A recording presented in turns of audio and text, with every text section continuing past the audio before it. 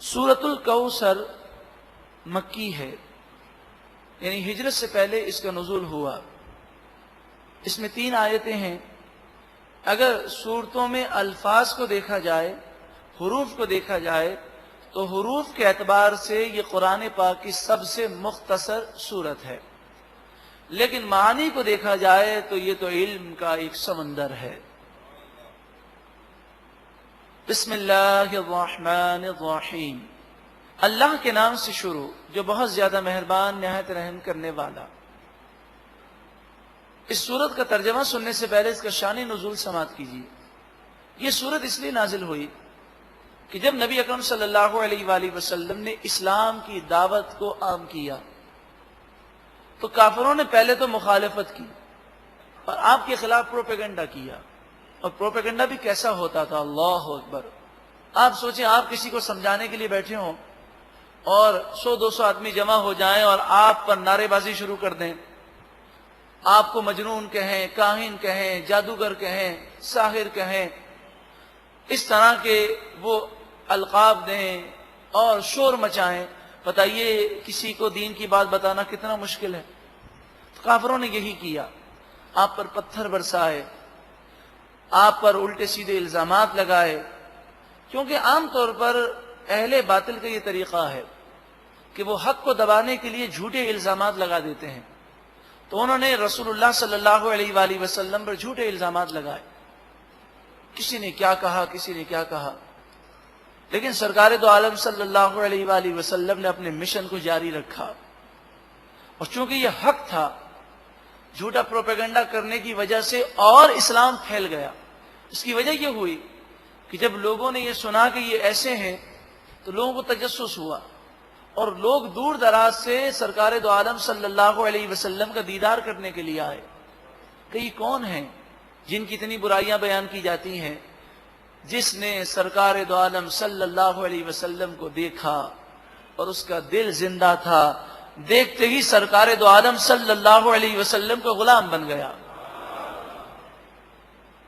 پھر ہوا یہ کہ جب وہ اسلام کی ترقی کو نہ روک سکے، اور جب کافروں نے یہ دیکھا کہ نبی اکرم صلی اللہ علیہ وآلہ وسلم کے صاحب زادے وہ بچپن میں انتقال کر گئے، اب آپ کا کوئی صاحب زادہ باقی نہ رہا، تو عرب میں لوگوں کا ذہن یہ تھا کہ اگر کسی کے بیٹے باقی نہ رہیں تو اس کا نام ختم ہو جاتا ہے، کیونکہ بیٹے سے اس کا نام چلتا ہے، اس کا ذکر ہوتا ہے، اس کا چرچا ہوتا ہے۔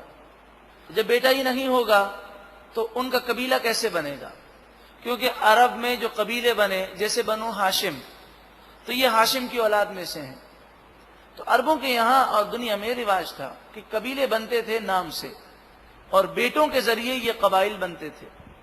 تو انہوں نے کہا کہ ان کا اب نام لینے والا کوئی باقی نہ رہے گا، نعوذ باللہ من ذالک۔ جب ان کا کوئی نام لینے والا باقی نہ رہے گا تو یہ اسلام بھی باقی نہ رہے گا۔ اس طرح یہ ایک دوسرے کو دلاسا دینے لگے اور کہنے لگے فکر مت کرو، یہ ایک وقتی تحریک ہے، ختم ہو جائے گی۔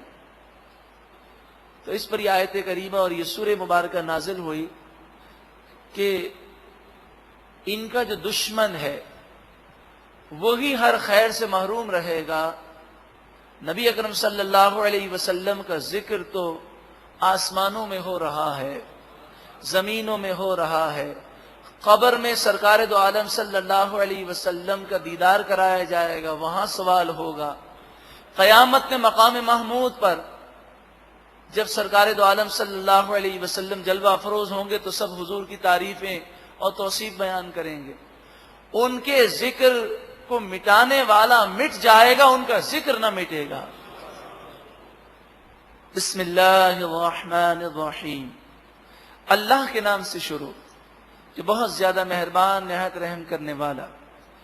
انا اعطیناک الکوثر، بے شک ہم نے آپ کو کوثر عطا فرمائی۔ کوثر سے مراد حوض کوثر بھی ہے۔ یہ وہ حوض ہے کہ جس کے کنارے پر اتنے پیالے ہوں گے، چاندی اور سونے کے بنے ہوئے جنتی اتنے پیالے ہوں گے کہ ہزاروں لاکھوں لوگ آ کر حوض کوثر سے جام کوثر پئیں گے، مگر کسی کو انتظار نہیں کرنا پڑے گا. اتنے پیالے ہوں گے یہاں پر.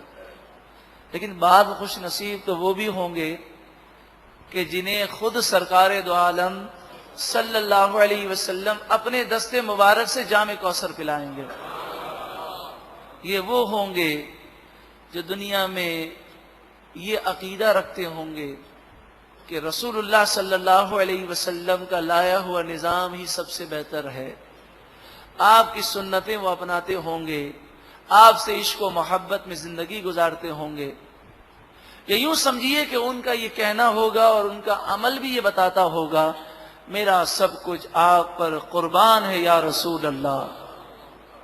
تو جب حضور صلی اللہ علیہ وسلم کی محبت میں سب کچھ قربان ہوگا تو وہ دنیا کی خاطر گناہ نہیں کریں گے اور سرکار دو عالم صلی اللہ علیہ وسلم کی محبت میں زندگی گزاریں گے. اے اللہ تو ہم پر بھی کرم فرما دے, تیرے محبوب کریم صلی اللہ علیہ وسلم کے دستے مبارک سے ہمیں بھی جام کوثر عطا فرما. فَصَلِّ لِرَبِّكَ وَانْحَرْ. بس آپ اپنے رب کے لیے نماز پڑھیے اور قربانی کیجیے. یہاں نماز سے مراد عید کی نماز ہے اور قربانی سے مراد وہ بقرہ عید کی قربانی ہے جو ہر صاحب استطاعت پر واجب ہے. ان شانئک, بے شک آپ کا دشمن, هو الابتر, وہی ابتر ہے. ابتر عرب میں اس شخص کو کہتے تھے کہ جس کا ذکر مٹ جائے. تو فرمایا ان شانئک هو الابتر, آپ کا مقام تو بہت بلند و بالا ہے, جو آپ کا دشمن ہے اسی کا ذکر اور اسی کا چرچا ہم مٹا کے رکھ دیں گے. ایک مرتبہ محبت کے ساتھ درود و سلام پڑھیں. اللہم صلی علی سیدنا مولانا محمد وعلی آل سیدنا ومولانا محمد وبارک وسلم. صلاة و سلام علیک یا سیدی یا رسول اللہ.